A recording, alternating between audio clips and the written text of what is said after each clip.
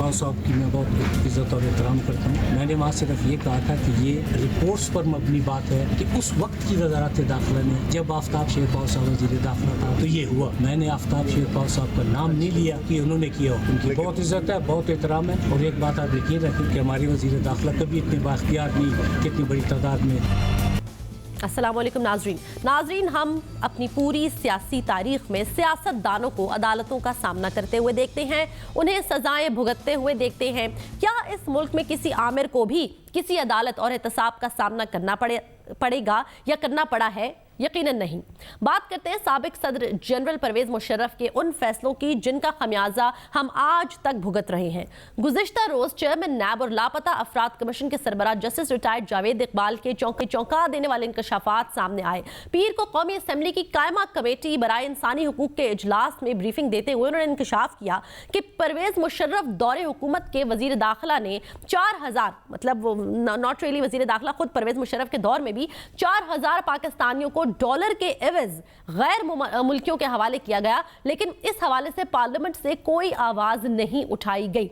इस दौर के वजीर दाखिला के नाम के हवाले से आज जस्टिस रिटायर्ड जावेद इकबाल की जानिब से वजाहत भी सामने आ गई, जिसमें उन्होंने वाज़ेह बयान कर दिया कि कौमी नेशनल पार्टी के सरबराह और साबिक वजीर दाखिला शेरपाल साहब का उन्होंने नाम नहीं इस्तेमाल किया था, जबकि 4000 पाकिस्तानियों को गैर मुल्कियों के हवाले करने का इतराफ मुशर्रफ साहब बबांगे दौर अपनी किताब में भी कर चुके हैं। नाज़रीन, यहाँ सवाल ये पैदा होता है कि पार्लियामान, आइन, कानून की मौजूदगी के बावजूद ऐसा क्यों कर मुमकिन हुआ? आखिर किस कानून के तहत पाकिस्तानियों को गैर मुल्कियों के हवाले किया गया? किसी इदारे ने जनरल मुशर्रफ से ये पूछने की जसारत क्यों ना की कि इन पाकिस्तानियों को भेड़ बकरियों की तरह क्यों किसी और मुल्क के हवाले कर दिया गया? क्या ये पाकिस्तान के लोग नहीं थे? क्या ये पाकिस्तानी नहीं थे? क्या ये तमाम इदारे अब भी खामोश रहेंगे या इसकी कोई तहकीकात होंगी? क्या एहतसाब सिर्फ सियासतदानों ही का होगा? दीगर रियासती इदारे और उनके सरबराहान जो है वो एहतसाब से मुस्तस्ना है। ऐसा क्यों है? क्या कोई आमिर भी कभी अपने किए गए फैसलों का जवाब देगा? इस हवाले से आज के प्रोग्राम में हम बात करेंगे। मैं अपने पैनल से आपका तारुफ कराती चलूँ जी। मुझे इस्लामाबाद से ज्वाइन कर रही हैं आमना मसूद जंजुआ साहिबा, defence of human rights NGO जो है उसको ये हेड करती है और मिसिंग पर्सनस के हवाले से इनकी जो एक स्ट्रगल रही है उससे हम सब बखूबी आगाह हैं। इनके शौहर भी आज तक लापता हैं और ये उस हवाले से भी स्ट्रगलिंग फेज़ में है। बहुत बहुत शुक्रिया आमना साहिबा हमें ज्वाइन करने के लिए। जनरल रिटायर्ड गुलाम मुस्तफ़ा साहब मेरे साथ मौजूद है जी, सीनियर सियासी और दफाई तज्ज़ियाकार हैं, किसी तारुफ के मोहताज नहीं हैं, लाहौर से मुझे ज्वाइन कर रहे हैं। जनरल साहब आपको भी खुश आमदीद कहते हैं। जस्टिस रिटायर्ड नासरा जावेद इकबाल साहिबा मेरे साथ मौजूद है जी, सीनियर लीगल एक्सपर्ट हैं और इसके साथ साथ एक जो कमीशन था साबिका बराए लापता अफराद, इसकी ये मेंबर भी रह चुकी हैं। आपको भी खुश आमदीद कहते हैं। गुफ्तगू का आगाज़ मेरे ख्याल से हमें जो है वो जस्टिस साहिबा से ही कर लेना चाहिए क्योंकि ख़ुद ये उस कमीशन की मेंबर भी रह चुकी हैं। जस्टिस साहिबा, एक ये नई सूरत हाल बनी है, लापता अफराद कमीशन के जो सरबराह हैं हालिया जस्टिस जावेद इकबाल साहब, और वो नैब को भी हेड करते हैं, उनकी स्टेटमेंट सामने आई है। वो ये कहते हैं कि मुशर्रफ दौर में 4000 पाकिस्तानी जो हैं उनका सौदा किया गया, डॉलर्स के एवज ये किया एक डिक्टेटर ने कि दूसरे मुल्क के हवाले हमारे पाकिस्तानी कर दिए। वो ये कहते हैं कि इस हवाले से जो तहकीकात हुई हैं उसमें ये चीज़ सामने आ गई, लेकिन मेरा सवाल ये है कि ये बातें सिर्फ इल्ज़ाम लगती हैं। अगर इस हवाले से कोई शवाहिद, कोई दस्तावेज़ात हमारे सामने मौजूद ना हो, आप इस हवाले से कायम कमीशन की रुकन रही हैं, बिना शवाहिद और दस्तावेज़ात के अगर इन इल्ज़ामात की नौयत सिर्फ इल्ज़ाम की है, आपके दौर में होने वाली तहकीकात में क्या इस हवाले से कुछ साबित हो सका? आपने जो ये सवाल पूछा है कि आप मिसिंग पर्सनस कमीशन पे थी और ये बात कि मुशर्रफ ने बहुत से लोग बेचे, उनकी लिस्ट भी थी, तो उसके बारे में तहकीकात क्या हुई और कैसे आपने ये बात मान ली? ये तो इल्ज़ाम है, ऐसी बात नहीं है। जब ये बात हुई थी तो मैंने वो किताब पढ़ी थी, इन लाइन ऑफ फायर, जो लिखी हुई है मुशर्रफ ने, तो उसका तो एक सफ़र नंबर भी उस वक्त मुझे याद था। उसने खुद कहा कि मैंने ये बेचे हैं लोग और मैंने पैसे लिए। अब वो पैसे हुकूमत पाकिस्तान के उसमें गए खाते में या आगे हमारी ट्रेजरी में, या उन्होंने खुद रख लिए, ये सवाल इन्वेस्टिगेट करने वाला था। लेकिन ये तो हमें पता लग गया, उसके लिए ये इल्ज़ाम नहीं था। ये तो उन्होंने खुद एक इकबाली बयान किया, इकबाली उन्होंने तहरीर की कि मैंने बेचे। तो उसके बाद हमने उसके बारे में क्या तहकीक करनी थी। लेकिन एक स्टेज पे शेरपाल साहब तशरीफ़ लाए थे और उन्होंने इसके बारे में बाकायदा ये कहा था कि जी ऐसा हुआ है, और उनके इल्म में भी ये बात थी। और जब उन्होंने तहरीर की हुई है, उनकी किताब आप पढ़ के देख लें, in the line of fire, इस पे तो कोई शक ही नहीं, हमें इल्ज़ाम लगाने की क्या ज़रूरत थी। इसका मतलब है कि आपका ये मानना है कि चूंकि मुशर्रफ साहब खुद कन्फेस कर चुके थे अपनी किताब के अंदर और एक मौके पर शेरपाल साहब भी खुद कन्फेस कर चुके हैं, लिहाजा मजीद तहकीकात की ज़रूरत नहीं थी। ठीक है, आपकी बात से मैं इत्तफाक करूंगी, लेकिन मेरे ख्याल से जब तक कोई इस हवाले से जो शवाहिद जो है वो मौजूद नहीं होंगे तो आम पब्लिक के लिए शायद मानना काफ़ी मुश्किल हो जाएगा, क्योंकि आज शेरपाल साहब तो मुकर ही चुके हैं अपनी स्टेटमेंट से। वो कहते हैं जी मैंने कभी ऐसी कोई स्टेटमेंट दी ही नहीं थी उनकी जानिब से। इनफैक्ट मैं दिखाना भी चाहूँगी नाजरीन को, ये कौमी वतन पार्टी की तरफ से जो है प्रेस रिलीज भी सामने आई है और इसमें वो कहते हैं जी कि मेरा तो इस मामले से कोई ताल्लुक ही नहीं है और हमें तो पता ही नहीं था, और ये कि इस हवाले से अगर किसी ने कोई वजाहत लेनी है तो जो डॉक्यूमेंट्स मौजूद हैं वजारत दाखिला के उनसे रहनुमाई हासिल की जाए, मेरा इससे कोई ताल्लुक नहीं है। तो अगर यही बात होती है कि उस वक्त की स्टेटमेंट से लोग बड़ी आसानी से जो है वो मुकर भी जाते हैं। बहरकैफ इस पर मैं मजीद बात भी करूंगी। मैम हमें ये भी बताइएगा कि हवालगी के हवाले से कोई मुआहिदा मौजूद नहीं है, अगर हम अपने बंदे किसी को देना चाहते हैं या किसी के बंदे यहाँ लाना चाहते हैं, इस हवाले से कोई मुआहिदा हवालगी का मौजूद नहीं है, तो फिर इस गैर आइनी गैर कानूनी इकदाम में मुलव्विस अफराद की आइनी और कानूनी एतबार से सज़ा क्या बनती है? बात यह है जिस वक्त कोई गासिब इक़्तिदार को गसब कर ले और वो बन जाए आपका चीफ एग्जीक्यूटिव, तो उसको आप कौन से कानून के तहत क्या कुछ पूछ सकते हैं? उन्होंने तो सारे जजेस को कहा कि आप दोबारा से हलफ लें, उनके जो बहुत सारे उन्होंने निकाल दिए हुए थे ना शिकें आइन की, और पीसीओ पे करें। तो फिर वो जजेस ने भी हलफ ले लिया बहुत सारों ने, और जिन्होंने नहीं लिया वो फारिग हो गए। तो ये तो इसमें क्या इंसान कह सकता है कि हवालगी उन्होंने किस हवाले से की और ये गैर कानूनी है या कानूनी है? ये सब जो गसब है वो खुद गैर कानूनी है। हम आर्टिकल 6 आइन का देखें, उसमें कहा है कि जो ऐसा काम करता है उसको तो ट्रीजन के लिए कानून बने और उनके किया जाए उसके कानून के हवाले। लेकिन कानून बन चुका है। लेकिन बात यह है कि जब ये आते हैं इस तरह के लोग, अयूब खान आया, या आया, ज़ियाउल हक आया, मुशर्रफ आया, इनकी कभी कोई हुई है इस किस्म की सज़ा इनको? और वो तो अब माशाल्लाह चले ही गए हुए हैं, और आपका ख्याल है वो आएंगे अदालत के सामने और उनको सज़ा होगी? यही हुकूमत जो अब शोर मचा रही है कि जी उनको जाने दिया, तो इन्होंने ही तो जाने दिया था, इन्हीं की तो हुकूमत थी। उन्होंने ECL पे क्यों नहीं डाला और उनके क्यों नहीं अदालत में उनकी सारी बात जो है उसके बारे में कानूनी और गैर कानूनी चीज़ों का उनसे लिया हिसाब होना चाहिए। बिल्कुल ठीक है। मैम हमें ये भी बताइएगा कि साहब के हवाले से स्पेसिफिकली क्या इस हवाले से कोई तहकीकात में कुछ सिचुएशन जो है वो वाज़े हो पाई? क्या उनके हवाले से कोई शवाहिद मौजूद है जब आप इस कमीशन की रुकन थी कि वजारत दाखिला की कंसेंट से ऐसा हुआ? देखिए ना, मैंने जैसे आपसे पहले सवाल के जवाब में कहा कि हमने इस पे क्या तहकीकात करनी थी। उन्होंने तो खुद इकबाली तहरीर की हुई है अपनी किताब में कि मैंने ये लोग बेचे, तो इसके बारे में हमने कोई मज़ीद और तहकीक नहीं की। लेकिन जैसे मैंने आपसे अर्ज़ की कि कुछ लोग आए हमारे सामने और उन्होंने उस बात की तायीद की कि जो इन्होंने कहा है ये दुरुस्त कहा है, ये ऐसे फिक्शनल बात नहीं है कि उन्होंने लिख दिया कि जी मैंने किया, उन्होंने किया। ठीक है, जैसे आखिरी सवाल आपसे ये होगा कि आप क्या समझती हैं कि उस वक्त पार्लियामेंट का क्या किरदार रहा? पार्लियामेंट क्यों खामोश रही उस वक्त? पार्लियामेंट कौन सी थी? इन्हीं की अपनी पार्लियामेंट थी। तो वो कहते हैं ना खाजेदा गवाह जो भी होता है, मैं क्या आपको बताऊं, वही हाल है। पार्लियामेंट ने क्या कहना था? वो तो ये जो अभी पार्लियामेंट बैठी हुई है, इनके जो है हमारे तो पार्लियामेंट्री सिस्टम ऑफ गवर्नमेंट है ना, तो जो इस वक्त काबीना के मेंबर हैं वो उसी पार्लियामान का हिस्सा है। उन्होंने उनको ECL पे ही नहीं डाला, तो आप बताएं कि पार्लियामेंट ने खामोशी इसलिए इख्तियार की कि वो चले गए और बस बात वहाँ की वहीं रह गई? क्यों नहीं पूछा उन्होंने?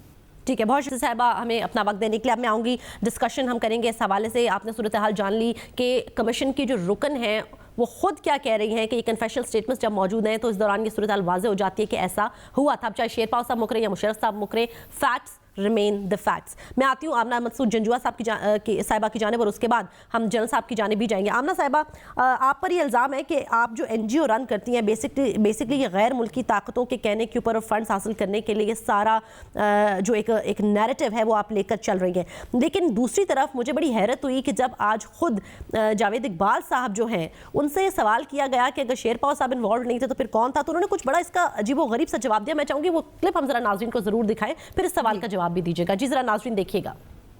और एहतराम करता हूँ, میں نے وہاں صرف یہ کہا تھا کہ یہ رپورٹس پر مبنی بات ہے کہ اس وقت کی وزارت داخلہ نے جب آفتاب شیرپاؤ صاحب وزیر داخلہ تھا تو یہ ہوا. میں نے آفتاب شیرپاؤ صاحب کا نام نہیں لیا کہ انہوں نے کیا ہو. ان کی بہت عزت ہے, بہت احترام ہے, اور ایک بات آپ یقین رکھیں کہ ہماری وزیر داخلہ کبھی اتنے بااختیار نہیں کہ اتنی بڑی آگے لائن ہم نے نہیں چلائی, پوری چلانی چاہیے تھی, جس میں وہ کہتے ہیں کہ ہمارے وزارت داخلہ اتنی بااختیار نہیں ہے. تو پوچھا گیا کہ پھر کون لوگ بااختیار ہیں, تو انہوں نے کہا جو بااختیار لوگ ہیں آپ ان سے پوچھیں. یہ کس کی طرف اشارہ کر رہے تھے؟ یہ ظاہر بات ہے کہ انٹیلیجنس ایجنسیز کی طرف ہی اشارہ کر رہے ہیں. اور یہ جو ہمارا مسنگ پرسنس کا کیس ہے, آپ کو پتہ ہے کہ میرے شوہر 2005 سے لاپتہ ہیں, اور اس کے بعد اپنی مدد آپ کے تحت ہم نے یہ ایک فورم بنایا, اور ان ایگریوڈ فیملیز نے بنایا جو کہ خود وکٹمائز ہوئی تھیں مشرف دور کے, وہی لوگ جو شاید بیچے گئے تھے, جو شاید ان کا ابھی تک کچھ پتہ نہیں چل رہا.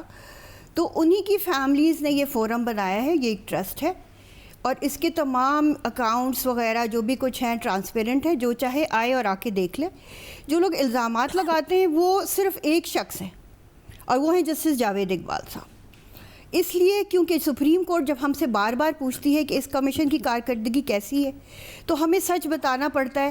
ہمیں بتانا پڑتا ہے کہ بلوچستان کے لوگ تو پہلے ہی بائک آؤٹ کر چکے ہیں, اور یہاں کے لوگوں کو بار بار دور دراز علاقوں سے بلا کے 2 منٹ میں فارغ کر دیا. لیکن کیا یہ عجیب بات نہیں ہے کہ ایک طرف الزام جو ہے وہ لگاتے بھی جسٹس صاحب ہیں, اور پھر وہ خود اشارہ بھی کر رہے ہیں جسٹس کی جانب ہی کر رہے ہیں, بالکل متضاد باتیں ہیں. بڑا کانٹرڈکٹری ہو گیا ہے سارا. تو اسی لیے ان کو اچھی طرح پتہ ہے کہ ہمارے کیا فنڈز ہیں.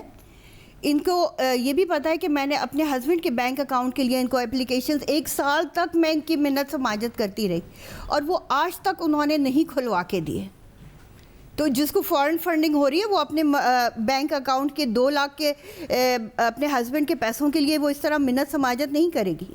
یہ ان کو اچھی طرح پتہ ہے. اور سپریم کورٹ میں انہوں نے جب ہم لوگ کیسز جمع کراتے تھے کمیشن میں, تو انہوں نے میرے کیسز مطلب یہ کہ ایک اناد بنا لیا کہ کیونکہ ہم ان کو کرٹیسائز کرتے تھے سپریم کورٹ میں, اور تمام ہیومن رائٹس کے جو بھی ہیڈز تھے یا وکلاء تھے وہ سب کرتے تھے کرٹیسائز, کوئی میں اکیلی نہیں تھی. کیونکہ ظاہر ایک ایگریوڈ لوگوں کی کاز ہے, اس کو سفر نہیں کرنا چاہیے. اگر آپ نیب کے چیئرمین بن چکے ہیں تو آپ بہت اچھے, آپ کو مبارک ہو, آپ وہاں پہ اپنے ذمہ داری انجام دیں, مگر ایک مظلوم اور غریب لوگوں کو آپ جھوٹی امیدیں نہ دلائیں. آپ کو نہیں لگ رہا کہ شاید ان کے نیریٹو میں تبدیلی آئی ہے ابھی جو انہوں نے یہ اسٹیٹمنٹ دی ہے, جس پر وہ ایک طریقے سے الزام لگا رہے ہیں پاکستان کی ملٹری اسٹیبلشمنٹ کے اوپر انڈائریکٹلی, آپ کو نہیں لگ رہا کہ شاید وہ تبدیلی اب ایک دیکھیں, ایک طرف تو وہ کہہ رہے ہیں کہ یہ انٹیلیجنس ایجنسی باہر کی آئی اور لے کے چلی گئی, یہ بھی وہ دوسری طرف وہ کہہ رہے ہیں کہ پاکستان کے انٹیریئر منسٹر نے دے دیا. تو یہ دونوں بالکل اپوزٹ باتیں ہیں. بڑی کنفیوژن ہو گئی ہے, کیا وجہ ہے؟ ویسے تو بڑی ایک لاؤڈ بات انہوں نے کرنی تھی, وہ انہوں نے کر لی, اور اس کے بعد اس کو کور اپ کرنے کی کوشش کر رہے ہیں. میں جنرل صاحب کی جانب آؤں گی. جنرل صاحب بڑے عرصے بعد ملاقات ہو رہی ہے, سر خوش آمدید آپ کو کہتے ہیں. جنرل صاحب ایک دن بیان دیتے ہیں جسٹس جاوید اقبال صاحب, کہتے ہیں کہ جی وزارت داخلہ یعنی کہ شیرپاؤ صاحب جو ہیں ان کے کہنے پر یہ ہوا, ان کے کنسنٹ سے ہوا, مشرف نے بندے بار بھیجے.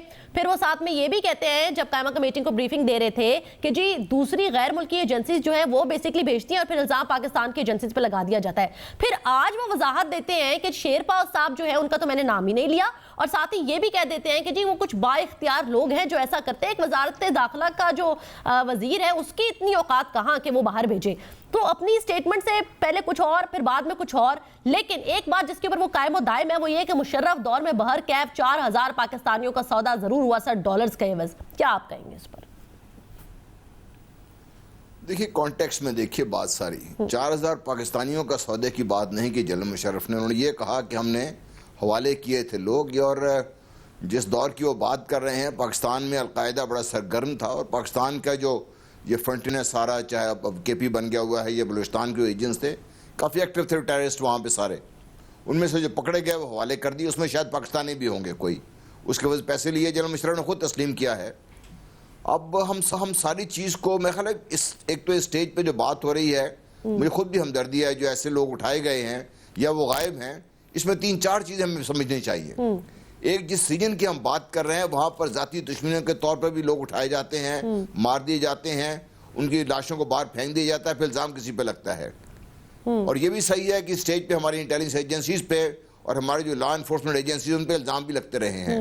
اور یہ بھی غلط نہیں ہے کہ جو فورن انٹیلیجنس ایجنسیز پاکستان میں سرگرم رہی ہیں اور پہلے اگر کسی کو شک تھا تو کلبھوشن یادو نے وہ شک دور کر دیا کہ پاکستان میں نہ صرف یہ کہ را افیکٹو ہے، اینٹی ایس افیکٹو ہے، اور کسی حد تک سی بھی افیکٹو رہی ہے، اور ان لوگوں نے بھی پاکستان کے لوگوں کو اٹھایا ہے. ایسے لوگ جو شاید ٹوٹلی پاکستان کی طرف سے ہوں اور طالبان سے کوئی تعلق نہ ہو، لیکن ان کو صرف اٹھا کے ایک بہت بڑا پاکستان میں فساد کھڑے کرنے کی کوشش کی گئی ہے. بہرحال اس کو کانٹیکسٹ دیکھنے کی ضرورت ہے، اور آؤٹ آف کانٹیکسٹ اگر کوئی بھی بات دیکھیں، چاہے وہ جسٹس جاوید کی بات ہوگی یا یہ بی بی آمنہ مسعود جو بات کر رہی تھی وہ بھی ہوگی بات ہوگی، یا بھی جسٹس صاحبہ جو بات کر رہی تھیں، وہ ساری آؤٹ آف کانٹیکسٹ جب دیکھیں گی تو پھر مسئلہ بڑا عجیب سا نظر آئے گا. یہ حقیقت ضرور ہے کہ پاکستان نے، اور اس وقت چونکہ جنرل مشرف کی حکومت تھی، انہوں نے وہ لوگ حوالے کیے، وہ گٹنو گئے بھی وہاں سے، اور کافی سارے لوگ واپس بھی آئے، اور کافی سارے لوگوں کو واپس کرنے کے بعد پھر وہ دوبارہ ٹیررسٹ ایکٹ میں پکڑے گئے. جنرل صاحب حوالگی کا میں یہ بات ہی نہیں کر رہی کہ چونکہ یہ ٹھیک ہے ہوں گے اس میں سے 50 60 70 80 90% لوگ جو ہیں چلے مان لیا وہ عسکریت پسند ہوں گے، لیکن سر حوالگی کا دونوں ممالک کے جس بھی ملک کو دیا گیا کوئی معاہدہ ایسا موجود نہیں تھا. کیسے آپ ایک غیر آئینی غیر قانونی طور پہ یہ حوالگی جو ہے وہ اختیار کر سکتے ہیں جبکہ آپ کو آئین و قانون پاکستان کا اس کی اجازت ہی نہیں دیتا؟ دیکھیے جس دور کی ہم بات کر رہے ہیں، جس قدر ٹیررزم اور القاعدہ کا جو ہنگامہ بنا ہوا تھا اس ریجن میں، اور جو غیر ملکی پکڑے جا رہے تھے، کچھ تو شاید پاکستان میں آ کے بس گئے تھے، کچھ اس کے بعد پاکستان آ گئے، تو جو غیر ملکی پاکستان میں آ کے کام کر رہے تھے ان کے لیے کون سے قانون کی ہم بات کر رہے ہیں. بہرحال یہ پوائنٹ جو ہے میں یہ سمجھتا ہوں جو آپ لوگ بات کر رہے ہیں کہ پاکستانیوں کو کسی بھی غیر ملکی قوت کے حوالے کرنا بغیر کسی قانونی جو بھی ہمارے آپس میں معاہدات ہیں ان کے، یہ غیر قانونی چیز ہے، اور اس پہ جو بھی ایکشن وہ لینا چاہیے اور جو بھی اس میں انوالوڈ ہیں ان کے سامنے آنے چاہیے. سر لیکن نہیں لیا گیا نا، بات یہ ہے کہ نہیں لیا گیا، اور یہاں پر 1 یا 2 پاکستانیوں کے 4000 پاکستانیوں کی بات ہو رہی ہے، جس حوالے سے مشرف صاحب خود کنفیس کرتے ہیں اپنی کتاب کے اندر کہ ہاں میں نے ڈالرز کے عوض ایسا کیا، اور وہ ایک طریقے سے اس کے اوپر پراؤڈ فیل کرتے ہیں کہ ٹھیک ہے جی بندے تو تھے ہی اس قابل نہیں کہ ان کو ملک میں رکھا جاتا، اس کے اوپر ہم نے ان سے ڈالرز بھی لے لیے تو سونے پہ سہاگا ہو گیا. اس چیپٹر کا نام مین ہنٹ ہے. مین ہنٹ. جسٹ امیجن کہ جو ایک پریزیڈنٹ ہوتے ہوئے یہ کہہ رہا ہے کہ میں جیسے شکاری شکار کرتا ہے اس طرح سے انہوں نے انسانوں کا شکار کیا اور ان کے بس بیچا ان کو، اور اس کی کوئی آج تک انفارمیشن نہیں ہے کہ وہ لوگ کہاں ہیں کہاں موجود نہیں ہیں. کوئی واپس آتا ہے تو کمیشن کے سربراہ اقبال صاحب خود یہ تسلیم کر رہے ہیں کہ خوف کے مارے وہ بات ہی نہیں کرتے کمیشن کے سامنے، تو کوئی ڈیٹیلز بھی ہمارے پاس ان کی نہیں ہے. شیرپاؤ صاحب بھی بری ذمہ نہیں ہے کیونکہ ان کی مجھے اچھی طرح سے یاد ہے، مجھے وہ ڈیٹ یاد ہے 17 اپریل 2007، جس میں کہ انہوں نے یو کے میں سیمینار کیا تھا اور وہاں پہ یہ خود ریسورس پرسن تھے، اور اس میں خود انہوں نے بتایا تھا کہ سی آئی اے کو ہم سے یہ شکایت نہیں ہونی چاہیے کہ ہم نے کچھ نہیں کیا ان کے لیے. ہم نے وار آن ٹیرر میں ان کو 4000 لوگ پکڑے، بلکہ ہم نے 2000 امریکہ کے حوالے کیے. تو انہوں نے بڑی پراؤڈلی بڑا اس کو انہوں نے پیش کیا تھا کہ ہم نے تو اتنا کچھ کیا ہے. اور مزے کی بات یہ ہے کہ یہ بتا رہی ہے کہ 17 اپریل 2007 کو 2007 بالکل 17 اپریل کی تاریخ تھی جب شیرپاؤ صاحب نے، اور یہ پریس ریلیز بھی جو شیرپاؤ صاحب نے ریلیز کیا یہ بھی 17 اپریل 2018 کی ہے. فرق صرف اتنا ہے کہ تب وہ کنفیس کر رہے تھے، آج وہ اس بات سے مکر رہے ہیں. بھارکیف جی ایک وقفہ لیتے ہیں، ڈسکشن کو ذرا آگے بھی لے کر جائیں گے، میرے ساتھ ہی رہیے گا.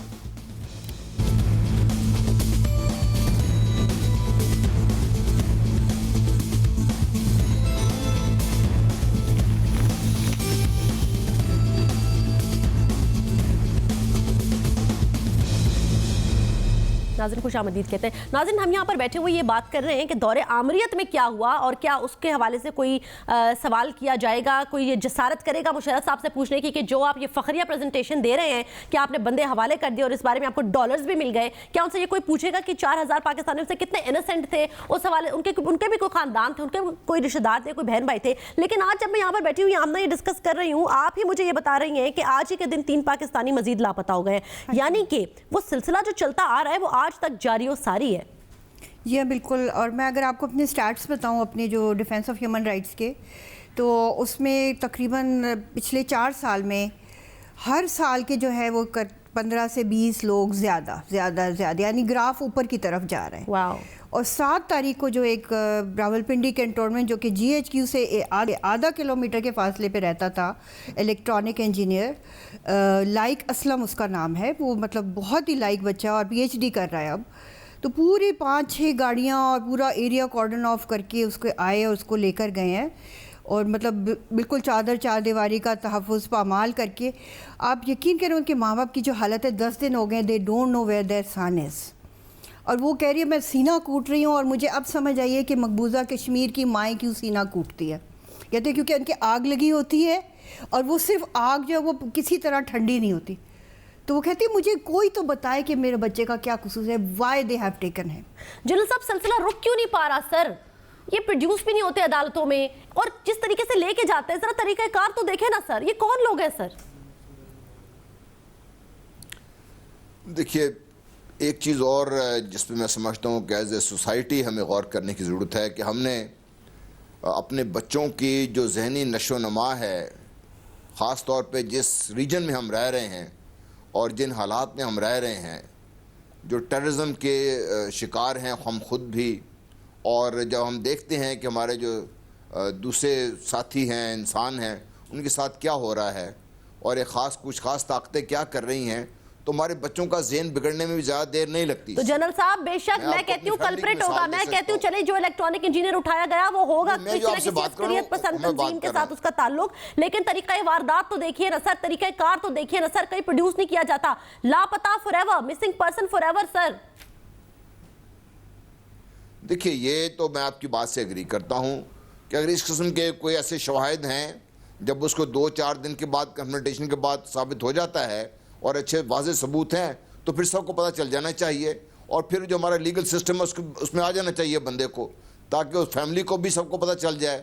اور جو لیگل سسٹم میں آ جائے گا تو بعد میں یہ جو ہم بات کریں کہ ہیومن رائٹس وائلیشن کی, وہ بھی رک جائیں گی. لیکن جنرل صاحب یہ تب ہوگا نا, یہ تب ہوگا جب اس کے اوپر فخر محسوس نہیں کیا جائے گا, جب ہمارے ملک کا سابق ایک سربراہ اس بات کو اپنا فخر کے طور پہ بتائے گا. اور مجھے تو یہ سمجھ نہیں آتی سر کہ فوج جو ہے چند نعرے لگانے سے ہماری فوج کا مورائل ڈاؤن ہو جاتا ہے سر, لیکن ایک جرنیل 4000 پاکستانیوں کو, غیر ملکیوں کو ڈالرز کے عوض دے دیتا ہے, اس پر ہماری فوج کے کسی سپاہی کا بھی مورائل ڈاؤن نہیں ہوا سر. فوج کے اندر سے بھی کوئی آواز نہیں آئی. چلے پارلیمنٹ کے اوپر تو پہلے ہمارے ساتھ لان تان اور گالیاں دیتے ہیں نا, ادھر سے تو کوئی بولا ہی نہیں سر. یہاں سے بھی کسی کو کوئی فرق نہیں پڑا سر, کتنے پاکستانی جو ہیں وہ جا رہے ہیں, کوئی اس میں انوسنٹ بھی ہوگا, آج تک کوئی نہیں بولا سر, کسی کا مورائل افیکٹ نہیں ہوا. دیکھیے میں جب سے پہلے بھی کہتا ہوں 400 پاکستانی نہیں تھے سارے, یہ ہمیں بات سمجھنے کی ہے. بہرحال جو آپ بات کر رہی ہیں in a sense I agree with you, اور جنرل مشرف نے جس طریقے سے اس کا بیان کیا ہے, وہ ہم جس کو بھی پیرائے میں بیان کریں اس کو بھیج دیے تھے, شاید وہ ویسی بات نہیں تھی. میں نے وہ کتاب پڑھی نہیں ہے خود ذاتی طور پر, اس لیے میں وہ جو جس طریقے سے لکھا ہے وہ کہہ نہیں سکتا میں اس کو. یہ ضرور انہوں نے کنفیس کیا ہے کہ ہم نے بندے ہینڈ اوور کیے تھے, اور ہم نے CIA کو اور جو امریکن انٹیلیجنس ایجنسیز تھی ان کو ہینڈ اوور کیے تھے. اس میں افغانز بھی تھے, اس میں مڈل ایسٹ کے دوسرے لوگ بھی تھے, وہ سب تھے اس میں پاکستانی بھی ہوں گے ڈیفینیٹلی. اور اس میں ہمیں کوئی فخر محسوس کرنے کی ضرورت نہیں ہے. اگر ایک پاکستانی بھی آئین و قانون کو بالائے طاق رکھتے ہوئے کسی غیر ملکی کو دیا گیا ہے تو میرے اس کے اوپر تحفظات ہیں, اور میرے نزدیک یہ بہت بڑا جرم ہے. کبھی کسی نے سوال کیوں نہیں کیا؟ آمنہ آپ کیا سمجھتے ہیں؟ مختصراً پھر وقفے پہ جانا ہے. میں نے مشرف صاحب سے کسی نے پوچھا ہی نہیں, اتنے سارے بندے انہوں نے دے دیے, وہ فخر کرتے ہیں, اور ہم میں سے بھی کوئی نہیں بولا. ایک سٹرگل رہی, لیکن ہمارے سیاستدان پارلیمنٹ مشرف دور میں تو ہم تو سڑکوں پر ہی تھے, ہم نے تو مطلب گھر کی شکل ہی نہیں دیکھی. پارلیمنٹ کی سپورٹ آپ کو بچوں کے سامنے, بچوں کو ساتھ لے کے پارلیمنٹ کے سامنے بیٹھے رہتے تھے ہم, اور ہر وقت ہمارے یہی ہوتا تھا کہ یہ, بلکہ پورے انٹرنیشنل میڈیا, تمام میڈیا میں یہ کوریج ہو رہی ہوتی تھی, ہیڈ لائنز بن رہی ہوتی تھی کہ کہاں چلے گئے یہ لوگ. اور اس میں بھی یہی تھا کہ وار آن ٹیرر کے نام پہ. اب دیکھیں جنرل شاہد عزیز ہیں, وہ رائٹ ہینڈ مین تھے, انہوں نے ایک اعترافی کتاب لکھی ہے یہ خاموشی کہاں تک, اور اس میں انہوں نے کہا ہے کہ میرے اندر کا گلٹ نے مجھے مجبور کیا کہ میں یہ کتاب لکھوں اور میں بتاؤں کہ اس میں فوج کو آن بورڈ نہیں لیا گیا تھا, ہماری آرمی کو یہ جو فوج کو دھکیلا گیا ہے. اگر فوج آن بورڈ نہیں تھی تو آج کوئی ان سے آج مشرف کا احتساب کے حوالے سے بھی فوج کیوں آن بورڈ آ جاتی ہے؟ جب ہم ایک جرنیل کے احتساب کی بات کرتے ہیں تو کیوں کہا جاتا ہے کہ جی اوور آل سب کا احتساب ہونا چاہیے, پھر مشرف صاحب کی باری آئے گی. خیر وہ ڈرتے ورتے کسی سے نہیں ہے, اسی لیے شاید وہ پاکستان نہیں آتے. ایک وقفہ, گفتگو کو آگے بڑھائیں گے, میرے ساتھ ہی رہیے گا.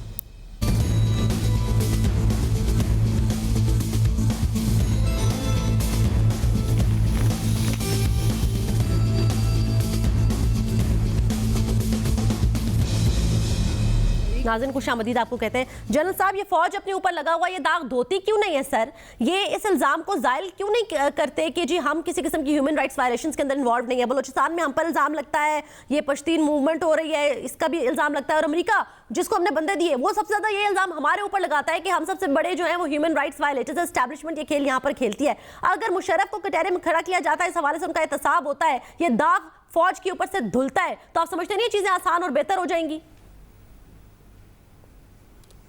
देखिए, एहतसाब तो होना चाहिए, और फ़ौज को ये दाग धोने के लिए शायद सिर्फ फ़ौज इसमें इन्वॉल्व नहीं है। जो रेगुलर आर्मी की हम बात कर रहे हैं वो एक अलहदा एंटिटी है, और जो लोग इसमें जिसको तरफ आप लोग इशारा कर रहे हैं वो अलहदा एंटिटी है। वो ठीक है, उसमें फ़ौजी अफसर जाके काम करते हैं और दूसरे महकमों से भी आते हैं, लेकिन ये गेम थोड़ी हमें समझने की ज़रूरत है। गेम इतनी अच्छी भी नहीं है, साफ़ भी नहीं है, सिर्फ एक डर्टी गेम जब हम इसमें जब फंसे हुए हैं इसमें, और इसमें इसकी वजाहत करना शायद इतना आसान नहीं होगा किसी के लिए भी।